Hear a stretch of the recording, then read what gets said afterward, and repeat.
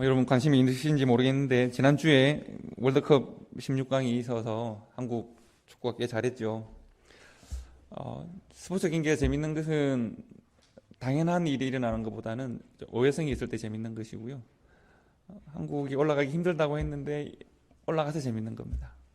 특별히 저는 이번 월드컵에 아시아 나라들이 축구를 잘해서 그것이 내가 먹고 사는 문제와 아무 관련이 없지만 그러나 재밌게 잘 보고 있습니다. 특별히 이제 제가 주목해서 본 나라 중에 하나는 호주인데요. 호주는 참 힘들게 어렵게 그야말로 천신만고 끝에 본선에 진출했습니다. 호주는 원래 A비조로 나누어 아시아 예선이 진행될 때 각 조에서 2위까지는 당연히 진출하는 것이고 3위끼리 붙었습니다. 3위에서 이기면 대륙간이라고 해서 남미 6위하고 붙어서 또 이겨야 합니다.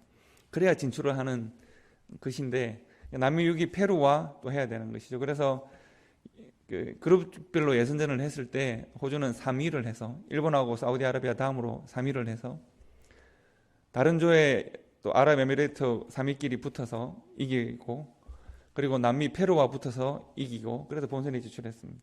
그러니까 근근히 진출했다가 이번에 16강으로 올라갔습니다. 벨기에도 이기고 아니죠. 어쨌든 여러 나라를 세계 강호들을 이기고 올라갔습니다. 그래서 저는 잘했으면 좋겠다 생각을 했었는데 어제 16강에서는 아르헨티나한테 졌습니다. 당연하게 진 것처럼 보입니다. 아르헨티나 워낙 잘하잖아요. 하지만 축구 몸이는 그런 것 같습니다. 그러니까 못하는 나라가 잘하는 나라를 어떤 자기들만의 전술이나 기술로 이길 때 쾌감이 있는 것 아니겠습니까? 그런 측면에서 내일 한국도 잘하면 좋겠습니다.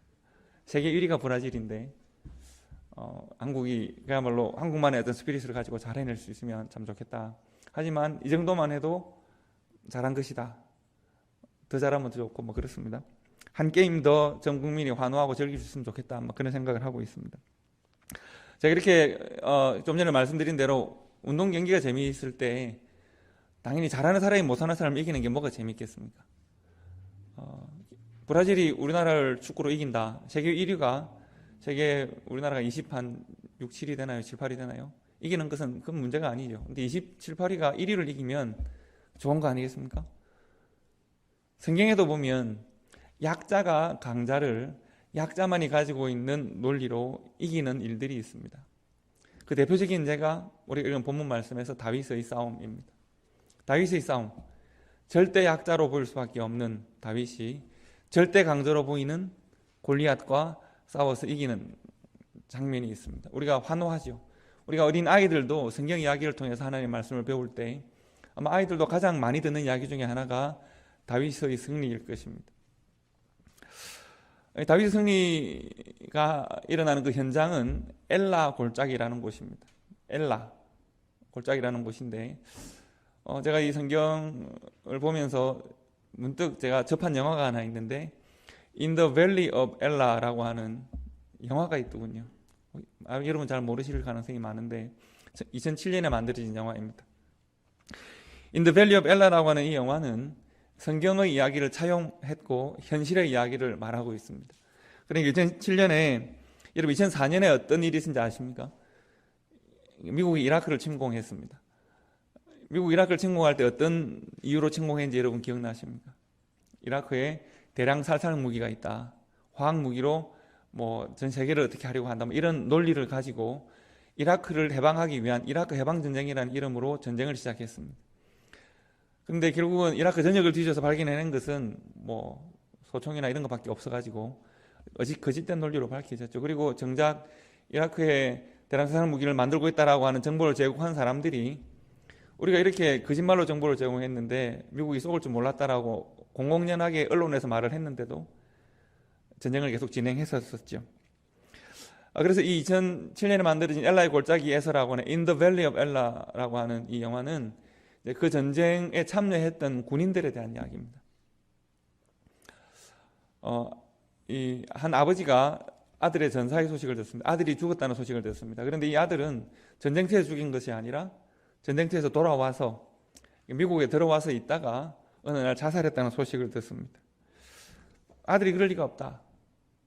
그래서 아버지가 명예로운 아들의 죽음을 원했던 아버지 또한 퇴역 군인이었거든요. 그래서 그 아버지가 이제 아들의 죽음을 이렇게 파헤치고 접근하는 과정에서 여러 가지 사실들이 드러나고 또 이 영화가 전하고자 하는 메시지가 드러납니다.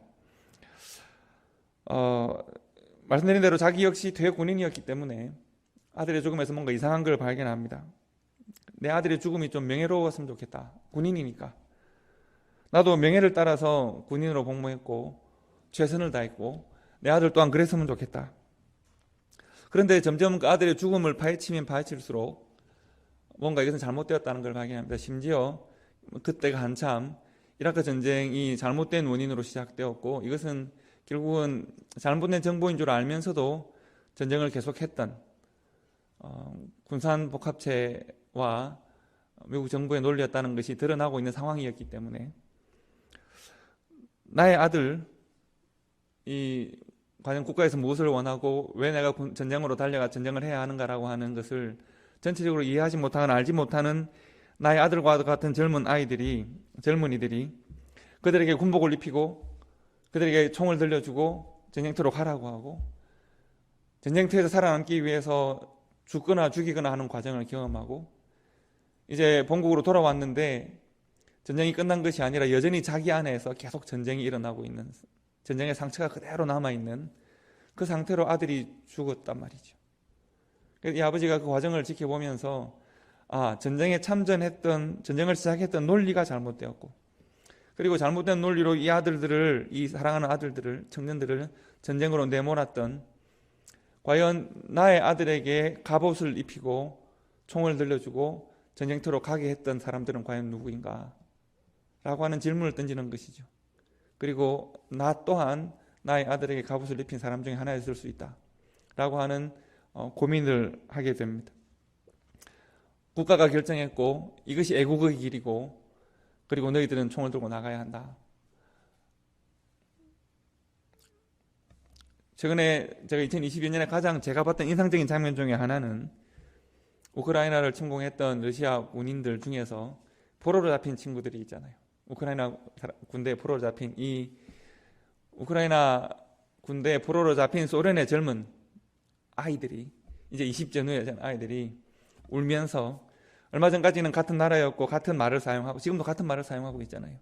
그들이 우크라이나의 어머니들로부터 위로를 받는, 우크라이나의 어머니들이 그들을 안아주고 그야말로 아무것도 모르고 그냥 총 들고 전쟁터에 나왔던 아이들이 포로로 잡혀서 지금 공포에 떨고 있으니까 그들에게 먹을 것을 주고 그들을 이렇게 위로하는 장면이 제가 2022년에 봤던 가장 인상적인 뉴스 장면입니다.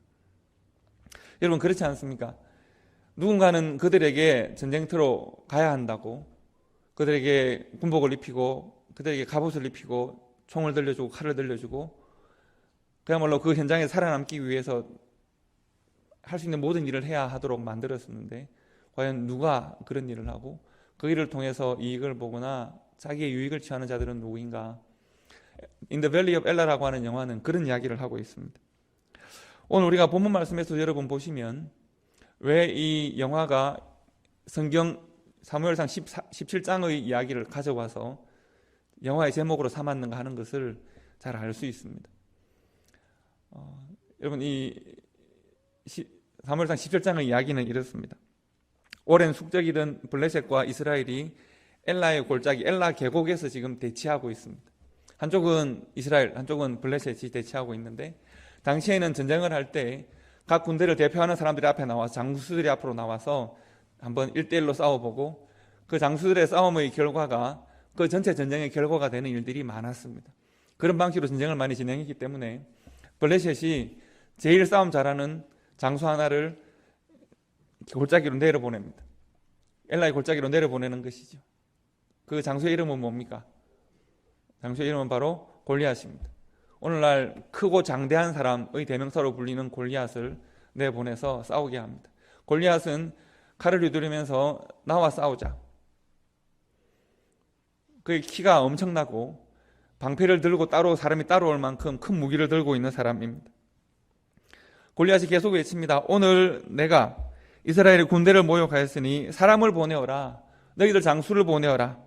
나와 더불어 싸우게 하리라. 10절에 보면 그렇게 외치면서 계속 내가 오늘 너희들을 모욕하고 있다, 나와 싸우자고 계속 싸움을 돋굽니다. 그런데 이스라엘 군인들 중에서 누구도 나서지 못합니다. 매일매일 아마 이 일을 반복했기 때문에 11절과 24절에 이스라엘 군대의 반응을 요약하고 있습니다. 11절에 보시면 사울과 온 이스라엘이 블레셋 사람의 이 말을 듣고 크게 놀라 두려워하니라. 처음 블레셋의 군인인 골리앗이 나와서 외칠 때 사울과 온 이스라엘 백성들이 놀라서 크게 두려워했다고 했습니다. 그리고 매일매일 반복해서 이제 나와서 싸움을 돋굽니다. 같은 말로 하나님과 이스라엘 군대와 이스라엘 왕을 모욕하면서 우리가 싸우자 이 급쟁이들아라고 할 때 이 4절에 보시면 이스라엘 모든 사람이 그를 보고 심히 두려워하고 날마다 두려움이 더했다는 말입니다. 그리고 그 앞에서 도망했다고 했습니다. 아마도 싸우러 나오지 않으니까 이스라엘 군대로 가까이 다가왔겠죠. 그러니까 다 흩어져 도망을 가버렸다는 말입니다. 이것이 엘라 골짜기, in the valley of Ela에서 일어난 일입니다. 이스라엘은 이길 수 있을까요? 그 한 사람 앞에 이스라엘은 이미 패배하고 말았습니다. 그런데 바로 그때 전쟁터에 나간 형들을 먹이기 위해서 음식을 들고 왔던 다윗이 그 모습을 보게 됩니다.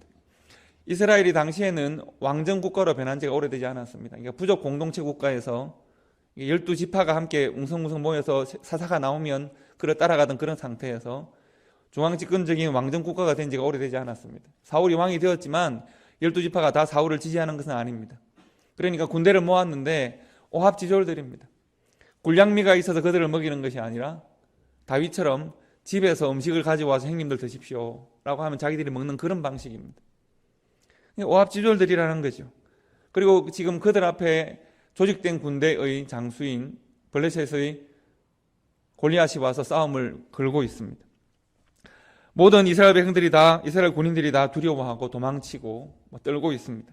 그런데 다윗이 이 상황이 이해되지 않습니다. 소년 다윗이 이것을 보고 어떻게 할례도 받지 않은 블레셋 사람이 누구기에 살아계신 하나님을 모욕하는가? 다윗이 분노합니다. 내가 싸우겠다고 말합니다. 심지어 다윗은 사울왕 앞에까지도 불려가서 골리앗에 대한 자신의 분노를 표현하고 있습니다. 다윗이 사울에게 말하되 32절에 보시면 그로 말미암아 사람이 저 블레셋 장수 때문에 우리 이스라엘 백성들이 낙담하지 맙시다. 주의 종 내가 가서 저와 싸우겠습니다. 너가 어떻게 그 사람과 싸우겠느냐? 다윗의 논리는 아주 단순합니다. 왕이시여, 내가 들판에서 곰들과 사자들이 내 양을 물어가거나 해치면 내가 그 곰들과 사자들과 싸웠습니다. 내가 그 수염을 잡고 쳐주겠습니다. 내가 사자와 곰도 싸워 이겼는데 살아계신 하나님을 모욕하는 저 블레셋 사람 하나를 못 이기겠습니까? 내가 저 사람을 짐승들의 하나로 만들어 버리겠습니다. 또 다윗이 이르되 여호와께서 나를 사자의 발톱과 곰의 발톱에서 건져내셨은즉 나를 이 블레셋 사람의 손에서도 건져내실 것입니다. 아주 단순합니다. 과거에 하나님께서 나를 지키신 것처럼 앞으로도 나를 지키실 것이고 나는 싸움에서 이길 겁니다. 심지어 이 논리는 골리앗 앞에서도 동일하게 적용됩니다. 여러분, 골리앗이 성경대로라고 하면 키가 거의 3m 가까이 되는 대단한 거인입니다. 그리고 방패, 창, 온갖 것을 다 들고 나오고 있는데 비로소 내가 오랫동안 싸움을 돋구고 싸우자고 말을 했는데 처음으로 이스라엘에서 한 사람이 나와 싸우겠다가 나오는데 누가 나오고 있습니까? 소년 다윗이 나오고 있습니다. 그런데 그 소년 다윗이 뭘 들고 나오고 있습니까? 막대기 하나 들고 나오고 있습니다. 그래서 골리앗이 너무 자존심이 상해서 너무 기분이 나빠 성경에 보면 네가 나를 개로 여기냐라고 말을 합니다. 네가 나를 개로 여기고 막대기 들고 나오느냐? 도대체 나를 뭐로 보고 네가 지금 나오냐? 내가 너를 들짐승들의 밥으로 던지겠다. 이렇게 말을 합니다. 바로 그때 다윗은 동일한 말로 말을 합니다. 너는 칼과 창과 단창으로 내게 나오지만 나는 너가 지금 모욕하고 있는 만군의 하나님 여호와의 이름으로 나아간다. 오늘날 너의 생명을 나에게 붙이실 것이다. 내가 너를 이 들짐승들의 밥으로 던질 것이다. 그래서 온 땅으로 이스라엘의 하나님이 계신 줄을 알게 하겠고 여호와의 구원하심이 너가 들고 있는 칼과 창에 있는 것이 아니라 오직 하나님의 이름 가운데 있다는 것을 알게 하겠다. 전쟁은 여호와께 속한 것인즉 그가 너희를 우리 손에 넘기실 것이라. 그래서 이제 싸움이 일어나고 다윗은 골리앗의 목을 베는 장면이 이어집니다. 그런데 우리가 주목해야 봐야 할 것은 엘라의 골짜기에 일어났던 이 일입니다. 다윗은 그렇게 승리를 거둡니다. 그래서 이 전쟁은 다윗의 승리가 됩니다. 근데 문제는 엘라의 골짜기에서 다윗이 그곳으로 가서 분노를 표현하기 전에 과연 어떤 일이 있었는가 하는 것입니다. 여러분, 그들 모두가 다 전쟁터로 나왔지 않습니까? 지금 전쟁이 시작되었습니다. 엘라의 골짜기 한쪽에 블레셋이, 한쪽에 이스라엘이 있습니다.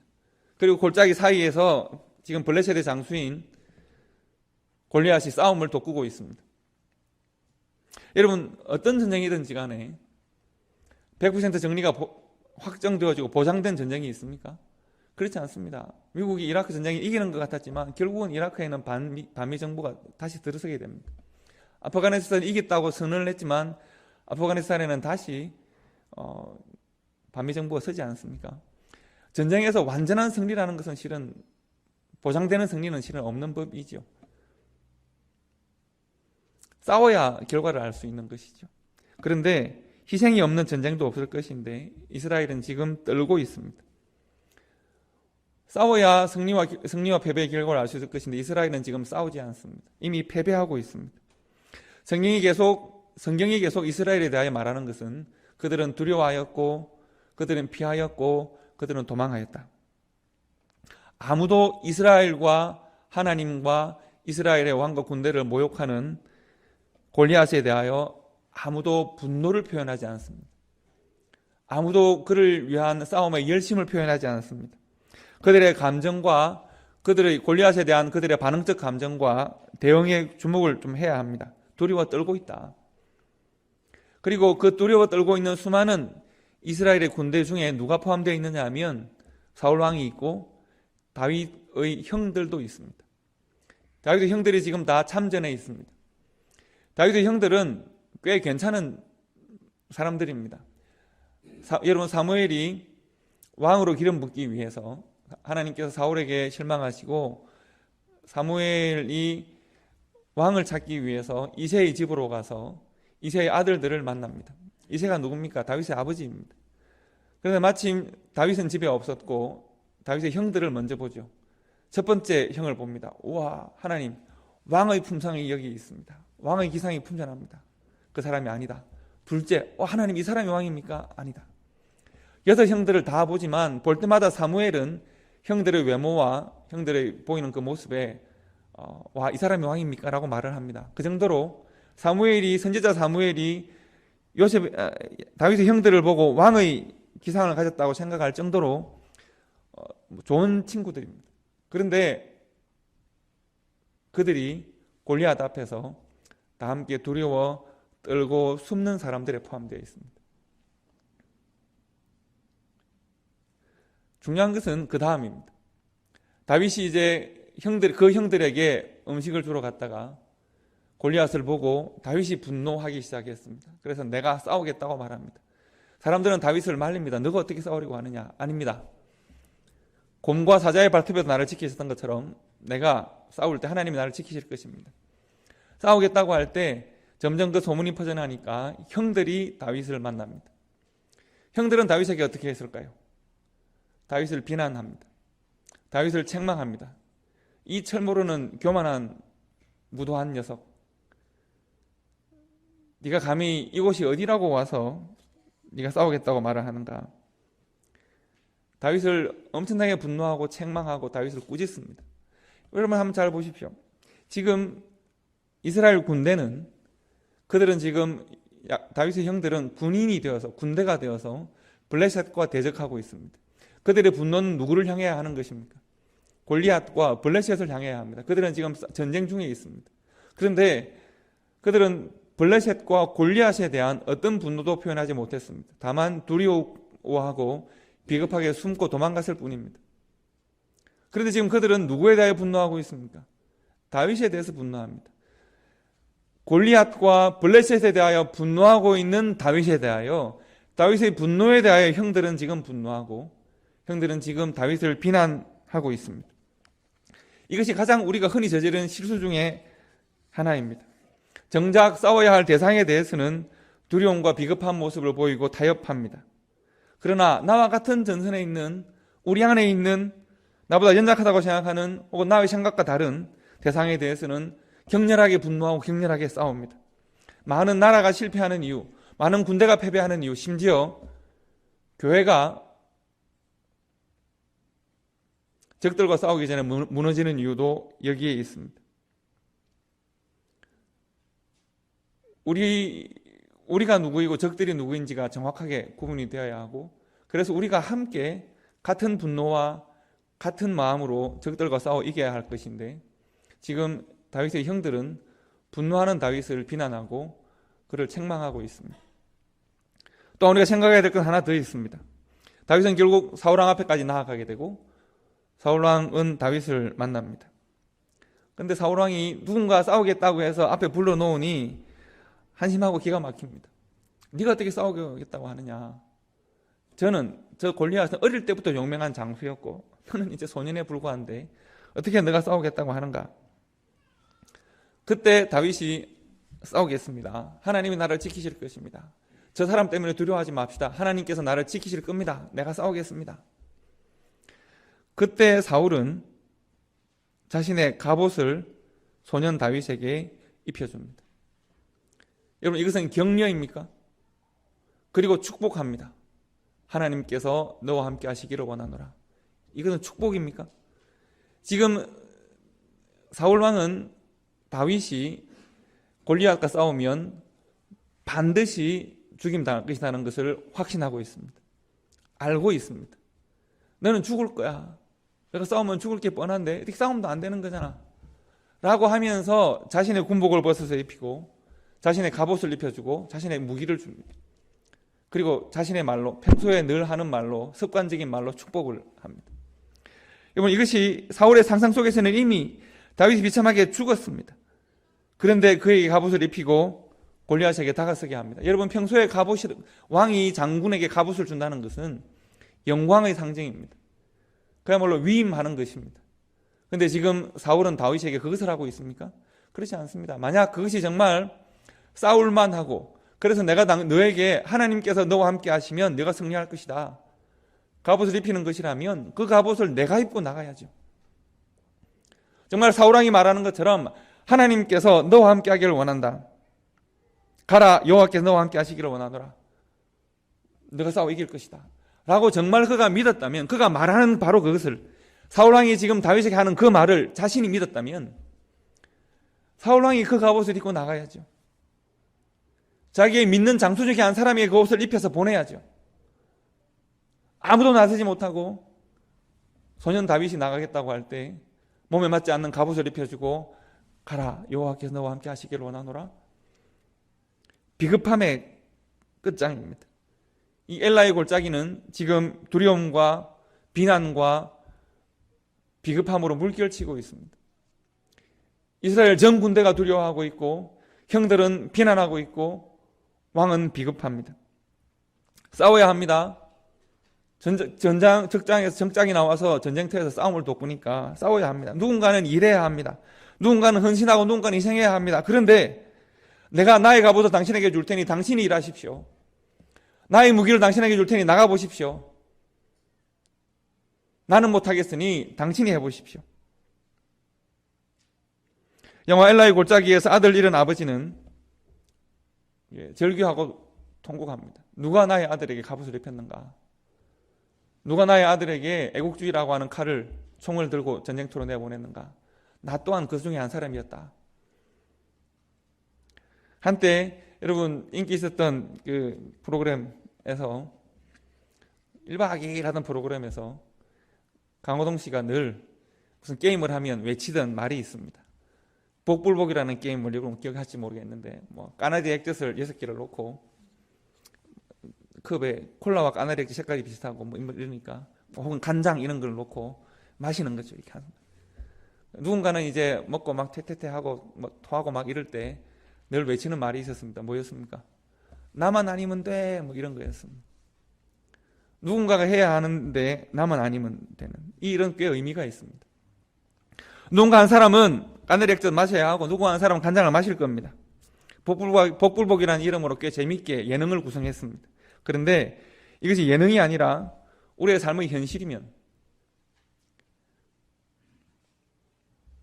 재미는 사라지고 아주 잔혹한 계산만 남을 것입니다. 엘라의 골짜기, 전쟁이 시작되었습니다. 누군가는 저 골리앗과 싸워야 합니다. 미국 정부는 2004년에 거짓된 정보를 사용해서 전쟁터를 만들었습니다. 그리고 전쟁터에 누군가는 나와 싸워야 합니다. 누군가는 손과 양심에 피를 적셔야 합니다. 누가 그 일을 할까? 누가 누구에게 갑옷을 입히는가? 청년들에게 갑옷을 입히고 전쟁터로 내모는 수많은 사울왕들의 논리는 무엇일까? 국가를 위해서, 이라크를 해방하기 위해서 하나님께서 너와 함께 하실 거니까, 정말 여호와께서 다윗과 함께 하시면 승리할까? 그렇다면 왜 자신은 나서지 못하는 것입니까? 그렇게 정의의 전쟁이면 왜 자신은 나서지 못하는 것입니까? 골리앗 한 사람과 비겁하고 비난하고 두려워하는 이스라엘 전체가 싸운다고 해도, 수십만의 군대와 싸운다고 해도 아마 골리앗 한 사람이 이길 것입니다.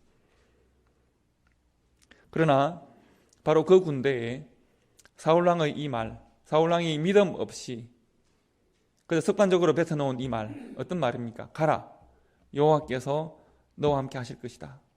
이 말을 그저 습관적으로 뱉는 말이 아니라 자신의 삶으로 받아들여서 자신의 삶이 되어버린 한 사람이 있었는데 그 사람이 바로 다윗입니다. 그 말, 하나님께서 나와 함께 하신다는 이 말을 자신의 방패와 자신의 투구와 자신의 창으로 삼은 사람이 있습니다. 바로 그 사람이 다윗입니다.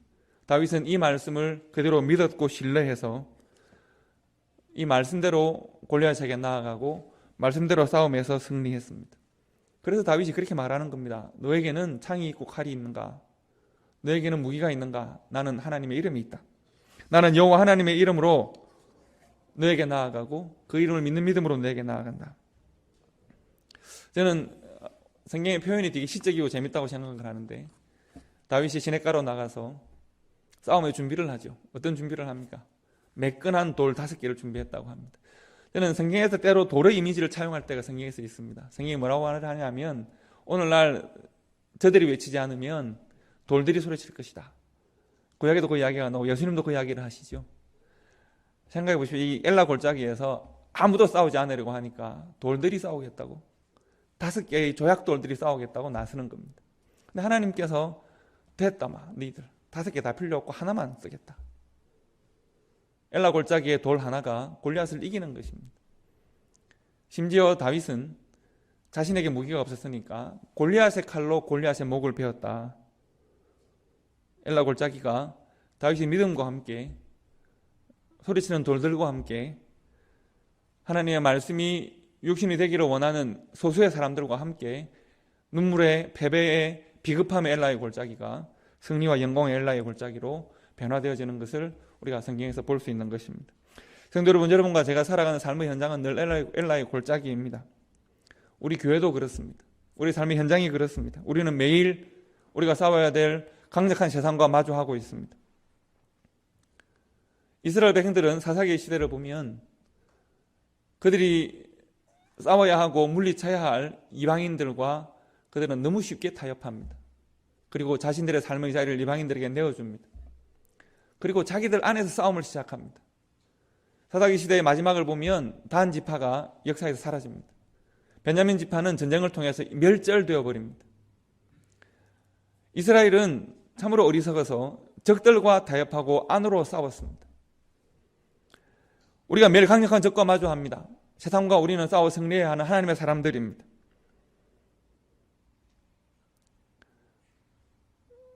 우리의 삶의 현장은 그런데 다윗 시대의 엘라의 골짜기와 같이 우리는 두려움이 많습니다. 우리는 서로 비난하기도 합니다. 우리는 내가 가지고 있는 기준이 상대방의 기준과 맞지 않을 때 그 기준으로 상대방을 비난하거나